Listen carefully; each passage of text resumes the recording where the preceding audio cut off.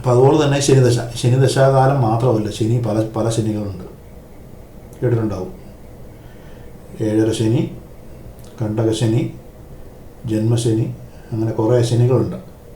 അപ്പോൾ അതൊക്കെ ശനിദശാകാലത്തല്ല ഇങ്ങനെയുള്ള കാര്യങ്ങൾ വരുന്നത്. വേറെ ദശാകാലത്തായിരിക്കും വരുന്നത് ഈ 7.5 ശനിയും കണ്ടകശനിയൊക്കെ വരുന്നത്. അപ്പോൾ പൊതുവെ നോക്കിക്കഴിഞ്ഞാൽ എല്ലാവർക്കും എന്തെങ്കിലുമൊക്കെ പ്രശ്നങ്ങളുണ്ടാവും ശനിയുടെ. അത് ശനി ഏത് രാശിയിലാണ് ശനി നിൽക്കുന്നത്, ശനിക്ക് എത്രമാത്രം ബലമുണ്ട്, ഇതിനെയൊക്കെ ആശ്രയിച്ചായിരിക്കും പലർക്കും അതിൻ്റെ പ്രശ്നങ്ങൾ അനുഭവപ്പെടുന്നത്. അതും കൂടെ നമ്മൾ ശ്രദ്ധിക്കണം. എങ്കിലും പൊതുവെ മിക്കവാറും എല്ലാവർക്കും ഒരു പരിധിയിൽ കൂടുതൽ ആൾക്കാർക്ക് എന്തുണ്ടാവും, ശനിയുടെ പ്രശ്നങ്ങളുണ്ടാവും. കാര്യം ഇതാണ്, ശനിദശാകാലത്ത് ശനിയുടെ പ്രശ്നം ഉണ്ടാവാം. പിന്നെ അതുകൂടാതെ 7.5 ശനി, കണ്ടകശനി, ജന്മശനി ഇങ്ങനെയുള്ള സ്ഥലങ്ങളിലെല്ലാം പ്രശ്നങ്ങളുണ്ടാകാം. അപ്പോൾ ഒരു സാധാരണ രീതിയിൽ എല്ലാവരോടും ഉപദേശിക്കാൻ പറ്റുന്ന കാര്യങ്ങളാണ് ഈ പറഞ്ഞ ശനിയുടെ പ്രീതിക്ക് വേണ്ടി പല കാര്യങ്ങൾ ചെയ്യുക എന്നുള്ളത്. അപ്പോൾ നമുക്ക് ആൺകുട്ടികളാണെങ്കിൽ അവരോട് പറയാം, ഓക്കെ, പറ്റുമെങ്കിൽ ശബരിമലയ്ക്ക് പോവുക. 41 ദിവസം ഇന്നത്തെ കാലത്ത് ജോലിയൊക്കെ ഉള്ളവർക്ക് പറ്റുമെന്ന് തോന്നുന്നില്ല. എങ്കിലും ഒരാഴ്ച വ്രതം എടുത്താലും ആ വ്രതം വളരെ കൃത്യമായിട്ട് എടുക്കുക. അപ്പോൾ 41 ദിവസം എടുത്ത് അത് എടുക്കാൻ പറ്റാത്ത സാഹചര്യത്തിലൊക്കെ ആണെങ്കിൽ അത് എടുക്കരുത്. അത് പറ്റുന്നിടത്ത് എത്ര ദിവസം നമുക്ക് നന്നായിട്ട് എടുക്കാൻ പറ്റുന്നു അത്രയും ദിവസം എടുത്തിട്ട് ശബരിമലയ്ക്ക് പോവുക ശാസ്താവിന് വേണ്ടി. അത് പറ്റുമെങ്കിൽ എരുമേലി ചെന്നിട്ട് കാനനത്തിൽ കൂടെ നടന്ന് തന്നെ പോകണം. കാര്യം എന്ന് വെച്ചാൽ അയ്യപ്പൻ എങ്ങനെയാണോ മലയിൽ പോയത്, അല്ലെങ്കിൽ ശബരിമലയിൽ എത്തിച്ചേർന്നത്, അതേപോലെ തന്നെ പോവുകയാണ് ചെയ്യുന്നത് എല്ലാ അയ്യപ്പന്മാരും, എല്ലാ സ്വാമിമാരും. അപ്പോൾ നമ്മൾ പമ്പയിൽ ചെന്നിട്ട് ബസ്സിറങ്ങി പമ്പയിൽ നിന്ന് നടന്ന് കയറി അമ്പലത്തിൽ കയറി തൊഴുത് പെട്ടെന്ന് ഇറങ്ങി വരുന്നു. അത് വേറെ ഫാസ്റ്റായിട്ട് ഇപ്പോൾ ആൾക്കാർ പോകുന്നതാണ്. പക്ഷേ നമുക്ക് ഈ എരുമേലി ചെന്നിട്ട് എരുമേലി കാട്ടിൽ കൂടെ നടന്നു പോകുന്നതായിരിക്കും ഏറ്റവും ഉത്തമം, ആരോഗ്യപരമായിട്ടുള്ള പ്രശ്നങ്ങളൊന്നും ഇല്ലെങ്കിൽ. അപ്പോൾ അതാണ് പൊതുവെ എല്ലാവർക്കും ഉണ്ടാകുന്ന ഒരു പ്രശ്നമാണ് ശനിയുടെ ദോഷങ്ങൾ. അതുകൊണ്ടാണ് ഇത്രയും ഡീറ്റെയിൽ ആയിട്ട് പറഞ്ഞത്. പിന്നെ ഇവിടെ അടുത്തത് രാഹു ദശാകാലത്ത് എന്നുണ്ടാവും. ചിലപ്പോൾ നമുക്ക് ചില പ്രശ്നങ്ങളൊക്കെ ഉണ്ടാകാം. രാഹു ദശാകാലത്ത് മാനസികമായിട്ടുള്ള സംഘർഷം, ദുഃഖം, കുറച്ച് രോഗദുരിതങ്ങളും കാര്യങ്ങളുമൊക്കെ ഉണ്ടാവാം രാഹു ദശാകാലത്ത്. അത് രാഹു എവിടെ നിൽക്കുന്നു എന്നതിനെ ആശ്രയിച്ചിരിക്കും. രാഹു നിൽക്കുന്ന രാശിയുടെ അധിപനുണ്ട്. ഉദാഹരണത്തിന്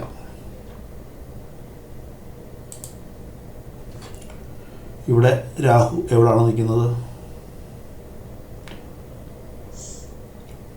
ഇവിടെ മേടത്തിലാണ് രാഹു നിൽക്കുന്നത്. മേടത്തിൽ രാഹു നിൽക്കുന്നു. ആ രാഹു നിൽക്കുന്നത് ആരുടെ ക്ഷേത്രമാണ്? സൂര്യൻ്റെ ക്ഷേത്രത്തിലാണ് നിൽക്കുന്നത്. മേടം എന്ന് പറയുന്നത് സൂര്യൻ, ചൊവ്വയുടെ ക്ഷേത്രമാണ്. ഈ മേടം എന്ന് പറയുന്ന രാശിയുടെ അധിപൻ ചൊവ്വയാണ്, കുജനാണ് അതിൻ്റെ അധിപൻ. ആ കുജൻ എവിടെയാണ് നിൽക്കുന്നത്? മിഥുനത്തിലാണ് നിൽക്കുന്നത് ചൊവ്വ. ഇനി നോക്കേണ്ടത് ആ ചൊവ്വയ്ക്ക് ബലമുണ്ടോ ചൊവ്വയ്ക്ക്? ബലം തീർത്തും ഇല്ല എന്ന് പറയാം. കാര്യം എന്താ? തൊട്ടടുത്ത രാശിയിൽ ഇവിടെയാണ് ചൊവ്വ നീചസ്ഥനാകാൻ പോകുന്നത്. അപ്പോൾ എന്താ ഉള്ളൂ? 7/1 ബലം മാത്രമേ ചൊവ്വയ്ക്കുള്ളൂ. അപ്പോൾ എന്ത് പറ്റും? ഈ രാഹുവിൻ്റെ അധിപന്, രാഹു നിൽക്കുന്ന ക്ഷേത്രത്തിൻ്റെ അധിപന് ബലമില്ല. അപ്പോൾ എന്ത് പറ്റും? രാഹു നന്നായിട്ട് അവിടെ കളിക്കും. അതേസമയം ചൊവ്വയ്ക്ക് ബലമുണ്ടെങ്കിൽ പ്രശ്നം വരത്തില്ല. ചൊവ്വയ്ക്ക് ഉണ്ടായിരുന്നുവെങ്കിൽ ഈ രാഹുർദശ ഈ ജാതകന് അത്ര പ്രശ്നമാകത്തില്ല. പിന്നെ ഒരു സമാധാനത്തിന് വേണ്ടി ശുക്രൻ കൂടെ ഉണ്ട്. ശുക്രൻ ഒരു ശുഭഗ്രഹമാണ്. ശുക്രൻ ഇവിടെ ബലവാനാണ്. കാര്യം ശുക്രൻ ഏറ്റവും ബലമുള്ള സ്ഥലം ഇവിടാണ്. അത് കഴിഞ്ഞ് 7-ൽ 6 ബലം ശുക്രനുണ്ട്. അതുകൊണ്ട് ശുക്രൻ്റേതായിട്ടുള്ള കുറച്ച് ഗുണങ്ങളും ഇവിടെ കിട്ടും. അപ്പോൾ പൂർണ്ണമായിട്ട് മോശമാണെന്ന് പറയാൻ പറ്റില്ല. അപ്പോൾ ഈ രാശിയിൽ മറ്റുള്ള ഗ്രഹങ്ങളുടെ ബലം കൂടെ നോക്കിയിട്ടാണ് രാഹു കേതുക്കളുടെ ശുഭാശുഭങ്ങൾ നമ്മൾ നിർണ്ണയിക്കുന്നത്. അപ്പോൾ അത് നോട്ട് ചെയ്ത് നോക്കുക. രാഹുകേതുക്കളുടെ ഒരു പ്രത്യേകതയാണത്.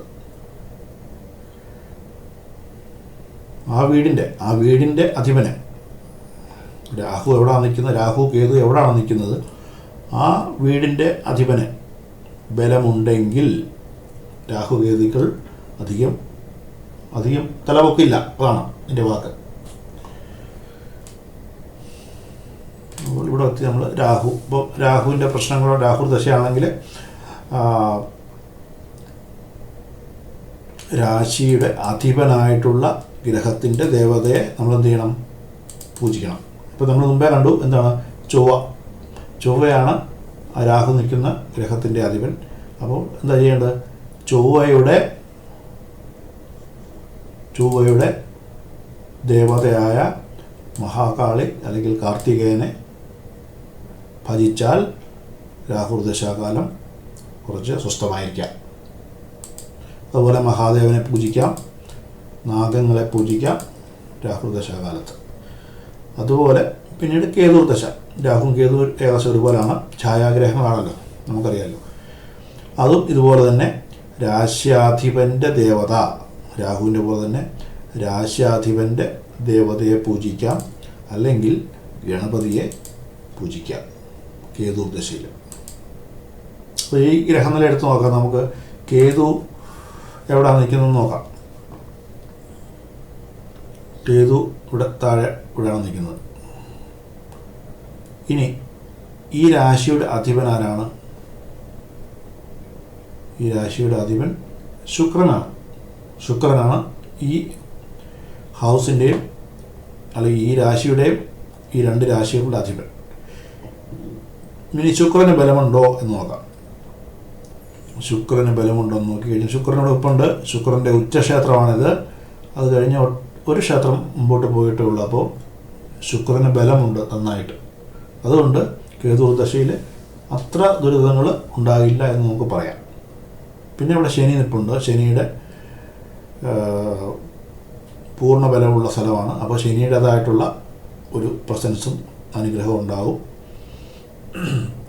അപ്പോൾ അതുകൊണ്ട് ഈ ജാതകന് കേതുർദശയിൽ വലിയ പ്രശ്നങ്ങൾ ഉണ്ടാകത്തില്ല. എങ്കിലും കുറച്ച് കേതുർദശയിലെ ചില കാര്യങ്ങളൊക്കെ അനുഭവിക്കേണ്ടി വരും.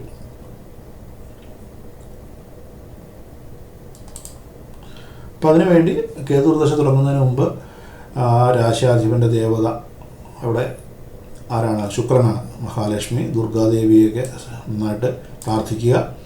അതുപോലെ തന്നെ ഗണപതിയെ നന്നായിട്ട് പൂജിക്കുക. ഗണപതിയുടെ മന്ത്രങ്ങളൊക്കെ ഇടയ്ക്ക് ചൊല്ലുക. അമ്പലത്തിലൊക്കെ ഇടയ്ക്ക് ഗണപതി ഹോമം കഴിക്കുക. ഗണപതിക്ക് തേങ്ങ ഉടയ്ക്കുക. അങ്ങനെയുള്ള കാര്യങ്ങൾ. ഗണപതിക്ക് തുളസിമാല കൊടുക്കാം, കറുകമാല കൊടുക്കാം. അങ്ങനെയുള്ള പല കാര്യങ്ങളും അമ്പലത്തിൽ ചെയ്യാവുന്നതാണ്. ഏറ്റവും ഉചിതം നമ്മൾ ശരിക്കും ഉപാസനയാണ്. ഗണപതിയുടെ മന്ത്രം കണ്ണടച്ചിരുന്ന് ധ്യാനിച്ചുകൊണ്ട് ചൊല്ലുക. അതാണ് ഏറ്റവും ബലമുള്ളത്. അമ്പലത്തിൽ നമുക്ക് പോകുമ്പോൾ ബാക്കിയുള്ള വഴിപാടുകളൊക്കെ യഥാവധിക്ക് നമ്മുടെ കഴിവനുസരിച്ച് ചെയ്യുക.